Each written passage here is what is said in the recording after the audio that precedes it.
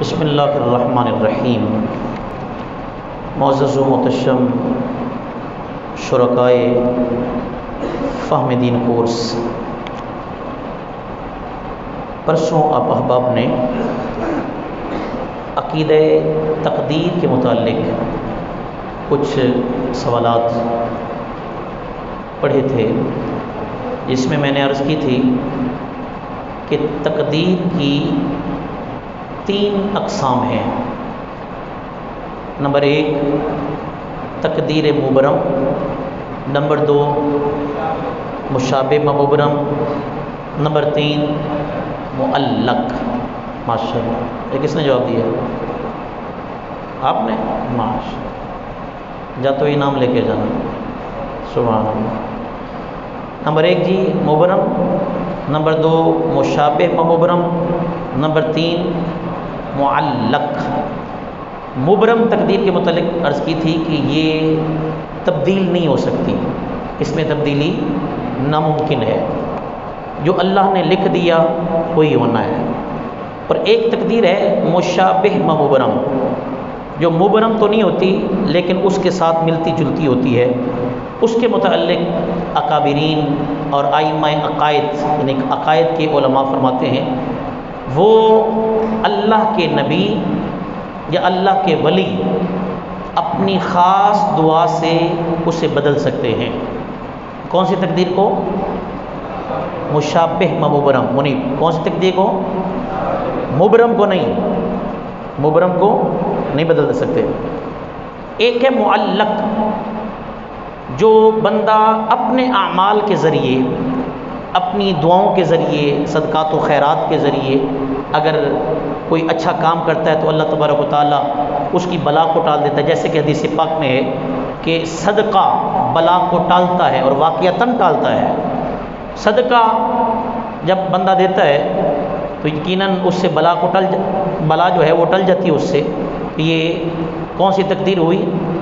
تقدیر معلق۔ معلق کا کیا مطلب؟ جو لٹکی ہوتی ہے، وہ لٹکی ہوتی ہے تو دعا کے ذریعے، نیک عمل کے ذریعے، نماز کے ذریعے، عبادات کے ذریعے، صدقے کے ذریعے، کسی کی اچھی بات کے ذریعے اللہ تبارک و تعالیٰ اسے بدل دیتا ہے۔ یہ تقدیر تھی۔ وہ ایک سوال کیا تھا کہ انسان پھر مجبور ہوا کہ وہ جو لکھا ہے وہ تو ہونا ہے، پھر اس پر کیا جواب ہے جناب صدر گرامی قدر؟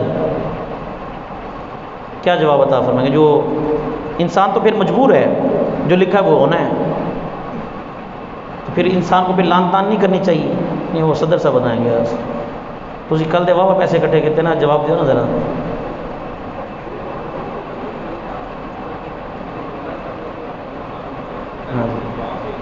نہیں، سوال میرا یہ ہے کہ جب تقدیر میں لکھا جا چکا ہے کہ اس نے برا ہونا ہے، اس نے شقی ہونا ہے، اس نے فلاں جگہ مرنا ہے، اس نے، تو پھر ہم یہ تگ و دو جو کرتے ہیں یہ کیوں؟ تو انسان مجبور ہو گیا، پھر جو لکھا ہے وہی ہونا ہے۔ ہاں جی، سبحان اللہ۔ ہاں جی،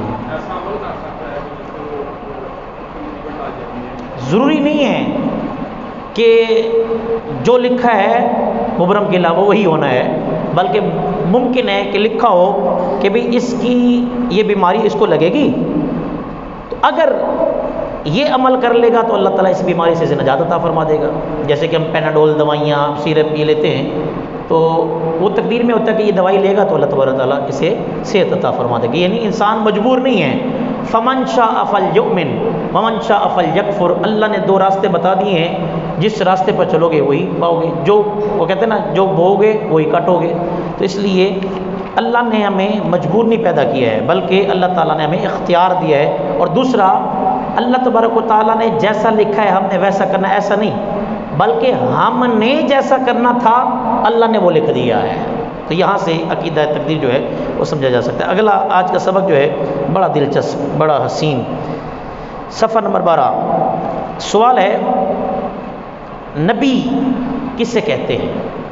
نبی، اول تو آپ نبی اور رسول میں تھوڑا سا فرق،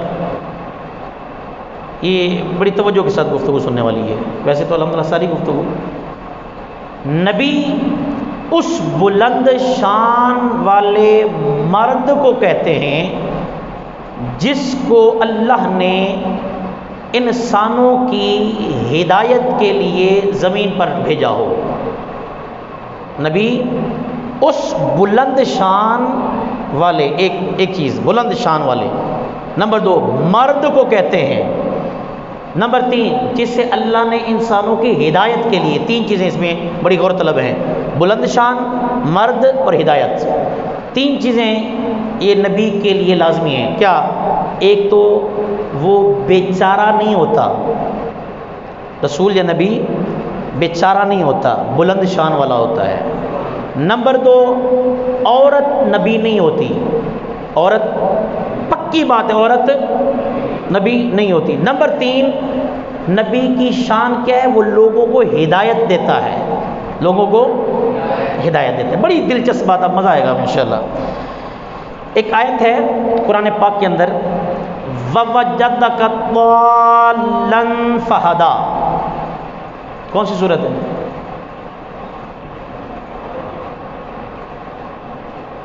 نہیں، حافظ ہوں ادھر سن لی تو. ہاں جی بیٹھ کے بتاؤ. سورۃ الضحیٰ کون سا پارہ ہے؟ 30واں پارہ. آیت کیا جی؟ وَوَجَدَكَ ضَالًّا فَهَدَىٰ. اب بڑی دلچسپ بات ہے اس پر. ایک مولوی صاحب نے ترجمہ کیا، اور اے محمد اللہ نے آپ کو بھٹکا ہوا پایا پھر راستہ دکھایا. استغفر اللہ، اس پر بولیے. ایک مولوی نے ترجمہ کیا، اللہ نے آپ کو گمراہ پایا پھر راستہ دکھایا. اس پر بھی استغفر اللہ. ایک مولوی نے ترجمہ کیا، اللہ نے آپ کو گم کردہ راہ پایا پھر آپ کو راستہ دکھایا. ایسا بالکل نہیں ہے. تو ہم نے جب سوال کیا بھئی آپ نے نبی کو گمراہ کہہ دیا، جبکہ نبی کی ڈیفینیشن یہ ہے کہ وہ لوگوں کی ہدایت کے لیے آتا ہے. اگر نعوذ باللہ ایک بندہ خود ہی گمراہ ہے، وہ لوگوں کی کیا ہدایت کرے گا؟ ایک بندہ خود بے نمازی ہے، لوگوں کو کیا نماز کا حکم دے گا؟ ایک بندہ خود داڑھی کٹواتا ہے، لوگوں کو کیا کہے گا؟ داڑھی رکھواؤ. ایک بندہ خود ہی امامہ نہیں پہنتا، دوسرے کو کیسے کہے گا؟ تو جس کی ہدایت کے لیے جو بات کر رہے ہو، جس کی تبلیغ کر رہے ہو، کم از کم اس کا عامل ہونا ضروری ہے. اب تم کہتے ہو نعوذ باللہ وَوَجَدَكَ ضَالًّا فَهَدَىٰ، اللہ نے آپ کو گمراہ پایا، نعوذ باللہ نبی گمراہ ہو گئے. ایسا نہیں ہے. تو انہوں نے پھر دلیل دینا شروع کر دی. یہ جو ہوتا ہے نا گمراہ لوگ، پھر اپنی گمراہی پر دلیلیں دینا شروع کر دیتے ہیں، مانتے نہیں ہیں. دلیل، ہاں جی دلیل کیا ہے جی؟ انہوں نے کہا جی آپ پڑھیں نا یہ آیت سورۃ فاتحہ کی آخری آیت، غیر المغضوب علیہم ولا الضالین. ترجمہ کیا ہے؟ اللہ تعالیٰ سے دعا کی جا رہی ہے، یا اللہ ان لوگوں کے راستے سے بچا جن پر تیرا غضب ہوا، اور ان لوگوں کے راستے سے بچا جو گمراہ ہوئے، ولا الضالین، اور گمراہوں کے راستے سے بچا. اب دلیل دے رہا وہ کہ دیکھیں جی یہاں پر لفظ ہے ضالین اور وہاں پر بھی ہے ضالن، ایک ہی لفظ ہے. یہاں پر آپ ترجمہ کرو یا اللہ ہمیں گمراہوں کے راستے سے بچا، ادھر بھی ہی بنے گا غیر المغضوب علیہم ولا الضالین کا ترجمہ، ضال کا ترجمہ گمراہ ہے. وہاں پر وَوَجَدَكَ ضَالًّا فَهَدَىٰ، وہاں پر بھی گمراہ بنتا ہے. بظاہر اگر سادہ بندہ سنے گا وہ کہے گا یار بات تو ٹھیک ہے، یہ بھی قرآن ہے وہ بھی قرآن ہے. عام بندہ، آپ تو عاشق ہے نا ماشاءاللہ، آپ تو کہیں گے نا دال میں کچھ کالا ہے. اس پر پھر دلیلیں اعلیٰ حضرت نے دی ہیں، کمال کی دلیلیں. آپ فرماتے ہیں دیکھو بھائی بات یہ ہے، ہر جگہ ایک لفظ کا معنی ایک جیسا نہیں ہوتا. ہر جگہ ایک لفظ کا معنی نہیں ہوتا، بدلا جاتا ہے، اور بعض اوقات کچھ الفاظ کا چناؤ کرنا پڑتا ہے. یہ میں اپنی بات کر رہا ہوں. مثال کے طور پر ہم کہتے ہیں جی حضرت صاحب وہ آپ کے والد صاحب تشریف لا رہے ہیں. آپ کہیں گے یار کتنا خوبصورت جملہ ہے، وہ آپ کے والد صاحب، پہلے ان کو عزت دی، آپ کے، تیرا نہیں کہا، آپ کے والد صاحب تشریف لا رہے ہیں. کتنا خوبصورت جملہ ہے. اسی کو اگر بدتمیزی کے جملے میں کہیں او تیری ماں دا قسم آ رہا ہے، مانا تو ایک ہی ہے، مانا تو ایک ہی ہے نا، او تیرا پیو آ رہی، مانا تو ایک ہے لیکن ادب ہے. آپ کے والد صاحب تشریف لا رہے ہیں، حسن ہے، خوبصورتی ہے، تیرا پیو آ رہا ہے، ایک عجیب سی یعنی کراہت ہے. وہ دوسرا لفظ میں نہیں بولنا چاہتا دوبارہ، اتنی عجیب ہے. ہر جگہ لفظوں کا چناؤ کیا جاتا ہے. اب وہاں پر بات تھی، دعا کر رہے تھے، یا اللہ ہمیں سیدھا راستہ عطا فرما، سیدھے راستے پر چلا، اور یا اللہ ہمیں ان لوگوں کے راستے سے بچا جن پر تیرا غضب ہوا، اور ان لوگوں کے راستے سے بچا جو گمراہ ہوئے۔ اب یہاں پر تھی بات نبی کی، وہاں دعا تھی، اب یہاں نبی کی شان بیان ہو رہی ہے، کیا؟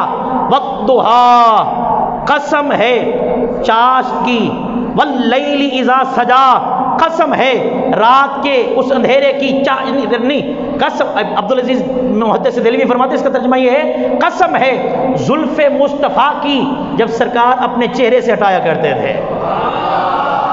آگے ساری تعریفیں چل رہی نا، اب یہاں پر آیا، اب لفظ تو وہی ہے، طالن طالین، لفظ تو ایک ہی ہے، لیکن موقع کے حساب سے اعلیٰ حضرت فرماتے دیکھو، ایک لفظ ہوتا ہے انار، کیا ہوتا ہے جی؟ انار، الف نون الف را، الف نون الف را، کسے کہتے ہیں صدر صاحب؟ انار، پھل، پھل، چلو کوئی اور بتائے، ایک اور بھی لفظ بولا جاتا جی، شرلی، پٹاخہ، جو شب برات پر شادیوں میں بجایا جاتا ہے، ایک وہی لفظ ہے الف نون الف رے انار، الف نون الف رے انار، دونوں ایک ہے، لفظ ایک ہے، شکل ایک ہے، لیکن موقع اور محل دیکھ کر ترجمہ کیا جاتا ہے۔ اس کی مثال میں اپنی طرف سے پیش کر رہا ہوں، کسی ہسپتال میں آپ ہوں، اللہ نہ کرے کہ آپ کا کوئی مریض ہو، ڈاکٹر صاحب جناب پرچی پر لکھتے ہیں کہ اس کو پیناڈول بھی دے دو، اس کو ڈسپلن بھی دے دو، اس کو ٹریوکارڈ بھی دے دو، اس کو فلاں فلاں دے دو، ساتھ میں غذا کے لیے اس کو انار کھلاؤ، اور آپ جائیں جناب وہ پاپڑ منڈی، وہاں سے پٹاخے ملتے ہیں، وہاں سے جناب اناروں کے وہ بجانے والے جناب ایک پوری پیٹی لیں اور جا کے مریض کو کہیں جی حضرت کھائیں، ڈاکٹر صاحب نے کہا ہے، انہوں نے بھی کٹنا دونوں، تو ڈاکٹر نے بھی کٹنا، انہوں نے کہا اللہ دے بندیا پٹاخہ ہے، زہر ہے، کیا کھلا رہا ہے اسے؟ تو حضور کون سے؟ کہا انار، جب میں نے ہسپتال میں بیمار ہے انار کھانے کے لیے کہا ہے، وہاں ذہن خود جاتا ہے بھی پھل مراد ہے یہاں سے۔ اب ایک جگہ پر جناب پٹاخے آتش بازی ہو رہی ہے، شادی ہے، یہ شب برات ہے، اگرچہ جائز نہیں ہے، پٹاخے بج رہے ہیں، ایک بچہ اپنے باپ کے پاس آ جاتا ہے، بھائی کے پاس، ابا جی مجھے بھی انار لے کر دینا، میں نے بھی بجانے ہیں، اب وہ جائے جناب سبزی والی ریڑھی سے، شادر چوک سے جناب بہترین قسم کے کندھاری انار لے کر آئے، لال انار، ہاں جی پیٹی پوری جناب بیٹے کو لائے، وہ پتر نے مارنا ہے، پتر بابا جی میں نے بجانے کھانے نہیں ہیں۔ اب یہاں پر سمجھیں ہر موقع پر معنی بدلتا ہے، لفظ ایک ہے انار، وہ بھی انار یہ بھی انار، لیکن ڈاکٹر نے کہا انار کھلانے ہیں تو اس سے مراد پھل ہیں، بچے نے کہا بجانے ہیں، آتش بازی ہو رہی ہے، اس سے مراد وہ پٹاخہ ہے۔ اب یہاں پر سنیے، یہاں پر جب ہم نے دعا کی غیر المغضوب علیہم ولا الضالین، یہاں پر دعا کر رہے تھے، وہاں سے مراد یہ تھی کہ یا اللہ میں گمراہوں کے راستے سے بچا۔ اب یہاں پر ووجدک ضالا فہدی، یا نبی کی عظمتیں بیان ہو رہی ہیں، اعلیٰ حضرت نے کہا نہ بھٹکا ہوا، نہ گم کرتا رہا، نہ گمراہ کا ترجمہ کرنا ہے۔ پوچھا احمد رضا پھر کیا ترجمہ کرنا ہے؟ فرمایا یوں سنو، یوں ترجمہ کرنا ہے، ووجدک ضالا فہدی، اے محبوب اللہ نے آپ کو اپنی محبت میں خود رفتہ پایا، پھر اپنی طرف آپ کو راہ دکھائی ہے۔ کتنا سلجھا ہوا ترجمہ ہے، کتنا حسین ترجمہ ہے، عربی زبان ہے نا جی، عربی زبان، اس کی خاصیت ہے اس کے ایک لفظ کے 17 یا اس سے بھی زائد معنی ہوتے ہیں، ایک لفظ کے، لفظ ایک ہی ہوتا ہے لیکن مختلف معنی ہوتے ہیں۔ مثال کے طور پر آپ بور تو نہیں ہو رہے جی، بور تو نہیں ہو رہے؟ عین، عین، یہ دیکھا آپ نے، عین، الف یہ نون، عین، عربی زبان میں عین عین کو کہتے ہیں، آنکھ کو، عین عین کو بھی کہتے ہیں، عین چشمے کو بھی کہتے ہیں، تو یہ چشمہ پھوٹتا ہے، عین سونے کو بھی کہتے ہیں، زاب بھی کہتے ہیں، لیکن عین بھی کہتے ہیں، عین اس گھٹنے کو بھی کہتے ہیں، یعنی کہ ایک ہی لفظ ہے لیکن مختلف معنی دیتا ہے۔ اسی طریقے سے ایک شاعر ہیں پنجابی کے، بڑے کمال کے، انہوں نے یہ عقیدہ سکھانے کے لیے کہ ہر جگہ ہر لفظ کا معنی ایک جیسا نہیں ہوتا۔ ایک لفظ ہوتا ہے جعفر، کیا جی؟ جعفر، جعفر کون ہوتا ہے؟ نام ہے ایک، حضرت جعفر بن طیار، حضرت علی کے کیا لگتے تھے؟ ہاں جی، حضرت علی کے جعفر ابن طیار کیا لگتے تھے بھائی؟ مقام و مرتبہ بڑا ہے، جعفر جیم عین فے رے را، جیم عین فے را فا را۔ اچھا، جعفر عربی زبان میں انسان کا نام ہے، عربی زبان میں گدھے کو بھی جعفر کہتے ہیں، عربی زبان میں چھری کو بھی جعفر کہتے ہیں، عربی زبان میں خربوزے کو بھی جعفر کہتے ہیں، عربی زبان میں نہر کے کنارے کو بھی جعفر کہتے ہیں۔ اب دیکھیے اس شاعر نے کمال کر دیا، مزہ آئے گا آپ کو انشاءاللہ۔ اس نے ایک ہی لفظ کو ایک شعر میں 2 مصروں کے اندر بار بار یوز کیا ہے، اور آپ خود ترجمہ کریں گے تو آپ کو سمجھ آئے گی کہ عربی زبان کی خاصیت ہے کہ ایک لفظ کے کئی میننگز ہوتے ہیں، کہیں پر دعا ہوتی ہے، کہیں شان ہوتی ہے، کہیں عظمت ہوتی ہے۔ اب اس نے نا جعفر، میں نے بتایا آپ کو، سنیے پھر ایک مرتبہ، جعفر انسان کا نام، جعفر گدھے کا نام، جعفر چھری کا نام، جعفر خربوزے کو کہتے ہیں، جعفر کنارے کو کہتے ہیں۔ اب تک وہ سنیے، اس نے شعر لکھا، وہ کہتا ہے جعفر چڑیا جعفر تے، جعفر جعفر جاندہ، جعفر نے حق جعفر پھڑیا، جعفر جعفر کھاندہ۔ اب خود ہی آپ تھوڑا سا ذہن پر توجہ دیں گے نا تو آپ کو پتہ لگے گا کہ یہ کتنی فصاحت ہے عربی زبان میں۔ جعفر چڑیا جعفر تھے۔ اب آپ کو کہیں جی اس کا ترجمہ کریں، تو آپ میں سے کوئی کھڑا ہو جائے کہہ دے جی وہ جو جعفر بھائی ہے نا وہ چھری پر چڑھے تھے۔ آپ کہیں لے چھری پر کون چڑھ سکتا ہے؟ چلیں جی جعفر بھائی چلے، جعفر بھائی جو ہے وہ خربوزے پر چڑھے۔ آپ کہیں نہیں یار یہ کیسے ہو سکتا ہے؟ جعفر چڑھیا جعفر تھے۔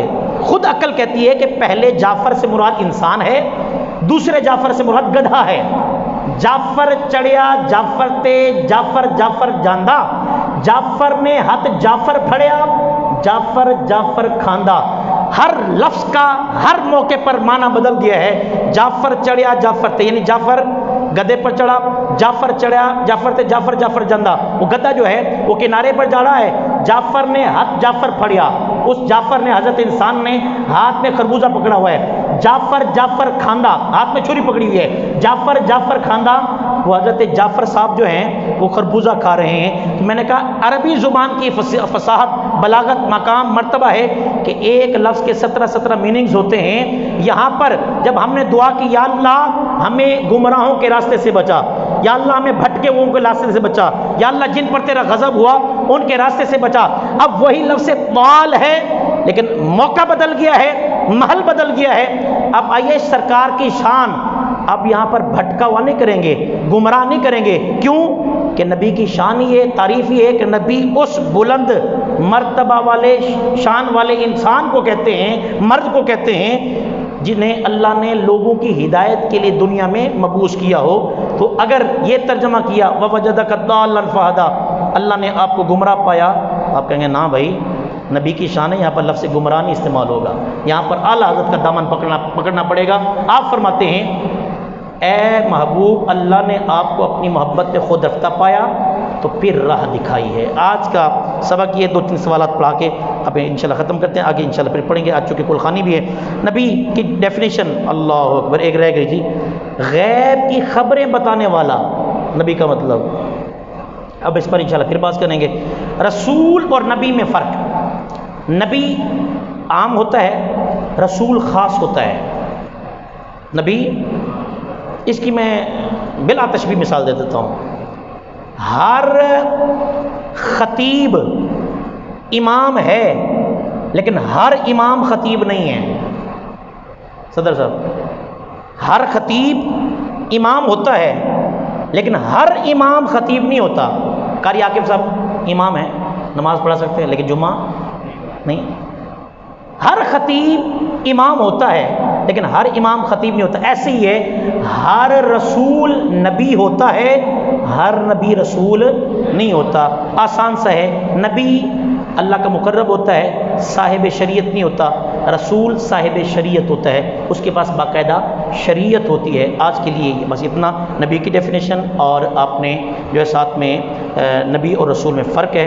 اگلا آپ نے یاد کیا تھا وضو کے متعلق، اس کی وضو کی فرائض، وضو کی سنتیں، وضو کے واجبات ہیں وضو کے، یاد کیا آپ نے؟ جلدی سے کوئی ایک بندہ بتا دے، کتابیں بند کر دیں، بس اس کے بعد گفتگو ختم۔ وضو کے کتنے واجبات ہیں؟ ہاں جی واجبات، چلو فرض بتا دو کتنے ہیں؟ پہلا، دوسرا، تیسرا،